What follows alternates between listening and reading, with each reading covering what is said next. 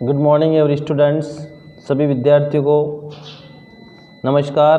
प्यारे विद्यार्थियों, आज हम क्लास 11th की इंग्लिश कोर्स बुक है, कोर कोर्स है, उसका प्रथम लेसन से शुरू करने वाले हैं, फर्स्ट लेसन से शुरू करने वाले हैं। तो प्यारे विद्यार्थियों, आज हम शुरुआत करते हैं हॉर्नबिल के फर्स्ट लेसन से। तो साथियों, सभी से आग्रह है कि सब अपने अपने साथियों को अवगत कराएं कि सर ने ये ऑनलाइन क्लास शुरू की हैं, तो आप सभी के लिए ये लाभदायक सिद्ध हो सके। मित्रों, मेरे प्यारे विद्यार्थियों, हम आज फर्स्ट जो लेसन है वो शुरू करने वाले हैं। तो उससे संबंधित मैं आपसे कुछ क्वेश्चन करना चाहता हूँ, तो आप उनका जवाब देना है। How many members are in your family? आपके फैमिली में कितने मेंबर हैं? Okay there 5 member, okay 1 and you 4 member, okay 3 member, right. Who is the head of your family? Who is the head of your family? अपने family का head कौन है? Okay Dinesh. Sir, my father is the head of the family. Very good, father is the head of family. Now tell me, the female youngest, what is the name of the female oldest lady? आपके परिवार में सबसे बुजुर्ग महिला कौन है? Yes sir. Sir, my grandmother is the oldest female lady in our family. Very good. What? Grandmother, right? Grandmother. Okay, so the portrait of a lady. A lady means a grandmother. In this lesson, we will the author discuss about the grandmother of the author. Sam author की दादी के बारे में इसमें वर्णन किया गया है इस लेसन में। ओके डियर फ्रेंड्स, डियर मित्रों, मेरे प्यारे विद्यार्थियों, इसमें आप समझ सकते हैं। आप कल्पना कीजिए, आप थोड़ी देर के लिए सोचिए कि आपका और अपने दादी के बीच में आपका कैसा बिहेवियर रहता है। आपकी ग्रैंड मदर आपके साथ में कैसा बिहेवियर करती हैं और आप उसके साथ कैसा बिहेवियर करते हैं। And I think does she help you preparing for school तैयार होने के लिए शायद आपकी वो हेल्प करती होगी, ऐसा मुझे उम्मीद है। तो वही कहानी हम इस लेसन में पढ़ने वाले हैं। तो ओके, शुरू करते हैं। The portrait of a lady. Of नहीं है, ये जो OF लिखा हुआ है ना बेटा, ये OF लिखा हुआ है, जो ऑफ नहीं है, इसको औ बोलते हैं। द, अब द को भी इसका भी अलग अलग ये होता है, जहाँ में जरूरत पड़ेगी वहाँ बताऊँगा, लेकिन यहाँ पर इसका जो आवाज़ निकली the portrait of a lady, एक महिला का चित्र, ये इसका टाइटल है इस लेसन का। And the Khushwant Singh is the author of this lesson. इस लेसन के खुशवंत सिंह ऑथर हैं। तो प्यारे मित्रों, मैं खुशवंत सिंह के बारे में आपको बता देता हूँ। खुशवंत सिंह आगे कौन है? तो देखो मित्रों, खुशवंत सिंह का जन्म 2 फरवरी 1915 में हुआ था। ओके, और हदाली नामक स्थान पर हुआ था, जो वर्तमान में पाकिस्तान में है। और उनकी जो मृत्यु हुई वो 20 मार्च 2014 को सुजान सिंह पार्क, दिल्ली में हुई। और प्यारे मित्रों, वो भारत की बहुत ही प्रसिद्ध पत्रकार हैं, प्रसिद्ध लेखक हैं, प्रसिद्ध उपन्यासकार हैं, प्रसिद्ध इतिहासकार हैं। He was a greatest journalist and author and novelist and historians. Dear students, और वो भारत सरकार के विदेश मंत्रालय में भी पद पर काम कर चुके हैं। ओके डियर फ्रेंड्स, और देखिए मैं आपको अच्छी बात बताऊं, वो संसद में राज्यसभा के भी सदस्य रह चुके हैं। 1980 से 1986 तक वो राज्यसभा के सदस्य रहे। और इसके अलावा मैं बता दूं आपको उन्होंने कौन कौन सी बुक्स, अनेक बुक्स का प्रकाशन किया है। उनमें से हैं Pakistan mail, the history of the Sikhs 002, ये एक उसकी बुक है, इस the history of the Sikh 002। उसके बाद सच प्यार ऑफ थोड़ी सी शरारत, ये भी एक उनकी कवि ये पुस्तक है। दिल्ली भी एक उनकी पुस्तक है। सनसेट क्लब भी उसकी एक पुस्तक है। I shall not hear the nightingale, ये इसकी उनकी एक पोएम है। उसके बाद द सिख, ये भी लिखा है उन्होंने। And the end of the, अब देखो आप, ये हैं दी एंड। अब देर मेरे प्यारे विद्यार्थियों, मैं आपसे बात बताना चाहूँगा, ये देखो आप, द एंड ऑफ इंडिया। अब यहाँ इसको हम द नहीं पढ़ेंगे, इसको हम द नहीं पढ़ेंगे, इसको पढ़ेंगे दी एंड ऑफ इंडिया, ये इसकी बुक है।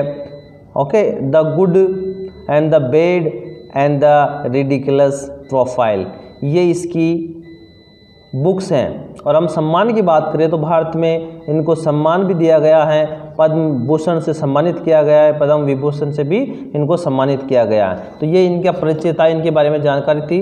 तो मैं चलो शुरू करता हूँ। ओके, अब the portrait of a lady. Okay, अब हम शुरू करते हैं। Notice these expressions in the text. Text में इन एक्सप्रेसेज हैं, अभिव्यक्तियाँ हैं, ये जो हैं इनके बारे में आप ध्यान दीजिए, नोटिस कीजिए। And infer their meaning from the context, और जो कॉन्टेक्स्ट, ये संदर्भ हैं, ये जो बुक का जो निष्कर्ष है, संदर्भ है, उसमें से इनका मीनिंग निकालिए। ओके, ये समय समय पर अपना आता रहेगा। अब हम शुरू करते हैं। देखो आप, my grand mother like everybody's grand mother was an old woman.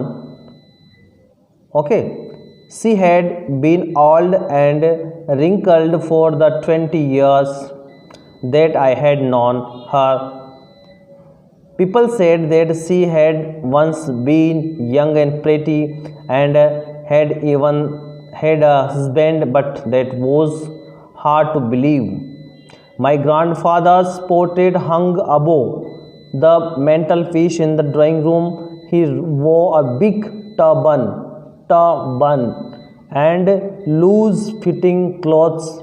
His long white beard covered the best part of his chest, and she looked at least 100 years old.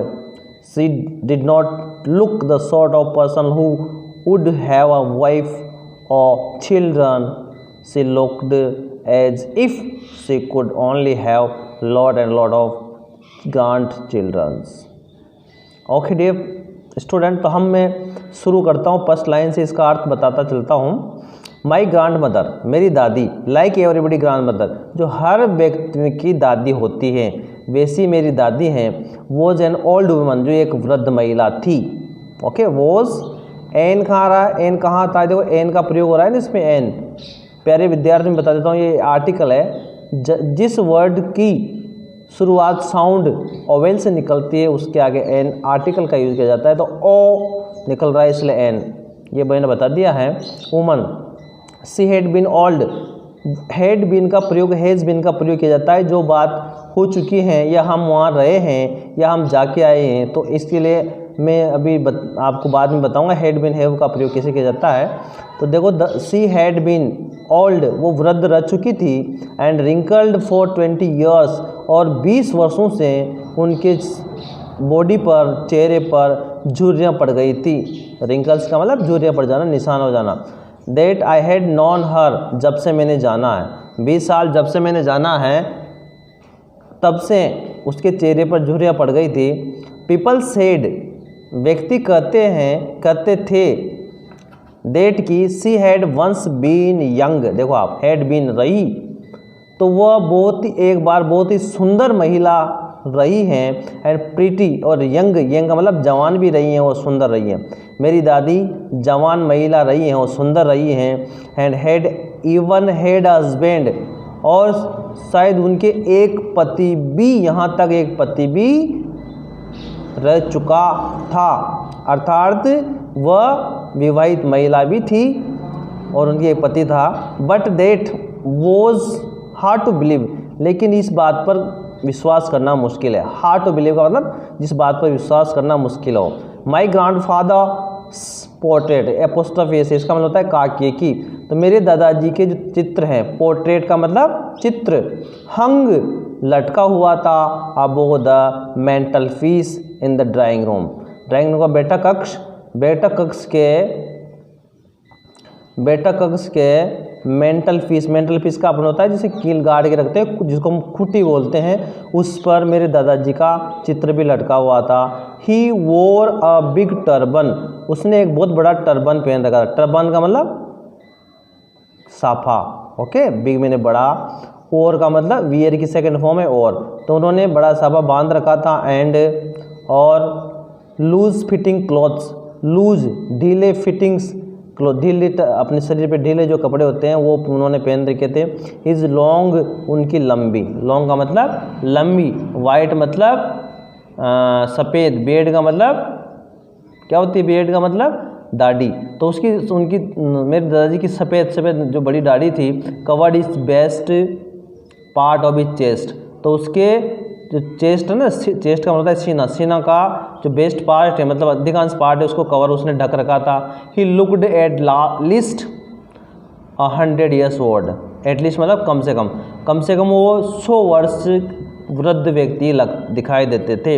He did not look a sort of person, वो a sort of person का मतलब assort of मतलब प्रकार, वह इस प्रकार के व्यक्ति दिखाई नहीं देते थे। डिड नॉट लुक दिखाई नहीं देते थे। Who would have a wife, कि उस व्यक्ति के भी पत्नी रही हो, और या फिर चिल्ड्रन बच्चे रहे हो, ऐसा मेरे दादाजी दिखाई नहीं देते था। ही लुक्ड एज, और वह उसी प्रकार दिखाई देता था मानो एज इफ मानो he could only have lots of grand children, है ना। ही लुक्ड, वो इस प्रकार दिखाई देता था मानो उनके बहुत सारे, अलॉट ऑफ बहुत सारे, मतलब कुड हैव मतलब हो सकते थे, अलॉट एंड लॉट ऑफ बहुत सारे, मतलब उसके बहुत सारे पुत्र मतलब ग्रैंड चिल्ड्रंस, पोते पोती हो सकते थे। ग्रैंड चिल्ड्रन का मतलब पोते पोती हो सकते थे। As for my grandmother, जैसा कि मेरी दादी थी, as for my grandmother being young, जो कभी जवान और सुंदर हुआ करती थी, the thought was almost revolting, लेकिन जो ये विचार तो विरोध करने वाला था। रिवोल्ट का मतलब विद्रोह करना, विरोध करना, तो ये विचार लगभग विरोध करने वाला दिख रहा था। She often told us of games, वो ऑफन का मतलब प्राय, वो प्राय हमें गेम्स के बारे में, खेलों के बारे में बताया करती थी। She used to play as a child, और वह एक बच्चे के समान ही यूज टू खेला करती थी। यूज टू का प्रयोग होता है जहाँ पर किया करते थे, पास्ट की घटनाओं को वर्णन करने के लिए यूज टू का प्रयोग किया जाता है। Okay dear, that seemed quite absurd, और पूर्ण ही अजीब, एब्जर्ड का मतलब होता है अजीब, एब्जर्ड अजीब प्रतीत होता था। एंड अनडिग्निफाइड, और प्रतिष्ठा विहीन, डिग्निफाइड का मतलब प्रतिष्ठा, ऑन हर पार्ट, उसके हिस्से पर। And we treated it like the fables of the prophet she used to tell us, जो वो हमें बताया करती थी उस बात को मानो, जो हमारी जो फेबल्स होती हैं, है ना, फेबल्स का मतलब प्रोफेट, संतों की जो कहानियाँ होती है, उसी के समान हम उनको माना करते थे।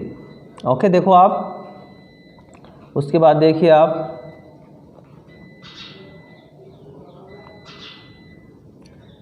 She had always been short and fat, उनका short का मतलब कद में छोटी, वो हमेशा कद में छोटी रही थी। एंड fat और मोटी रही है। एंड slightly bend, slightly का मतलब हल्का सा, और हल्की सी वो bend झुक भी गई थी उसमें। Her face was criss cross of the wrinkles running from everywhere to everywhere, और हर फेस जो उसका जो चेहरा था, वाज था क्रिस क्रॉस ऑफ रिंगल्स का मतलब जो झुर्रियाँ हैं वो एक दूसरे को क्रॉस करती हुई उसके चेहरे पर रनिंग दौड़ रही थी। फ्रॉम एवरीवेयर टू एवरीवेयर, हर जगह से जिधर भी देखो, हर उसके पूरे चेहरे पे झुर्रियों के निशान दिखाई देते थे। नो नहीं, वी व सर्टन, हम निश्चित हैं, डेट की sorry she had always been, वो ऐसी ही रही हैं जैसे एज वी हैड, जैसा कि वी हैड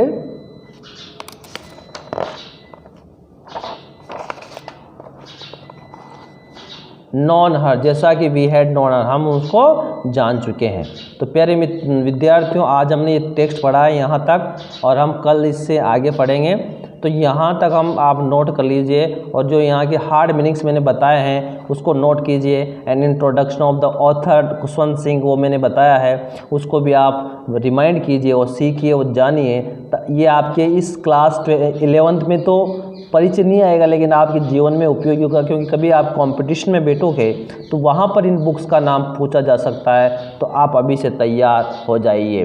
तो learning with Shiv Milton online class and be advance always. Thank you very much for the next till the next lesson. Thank you very much, धन्यवाद।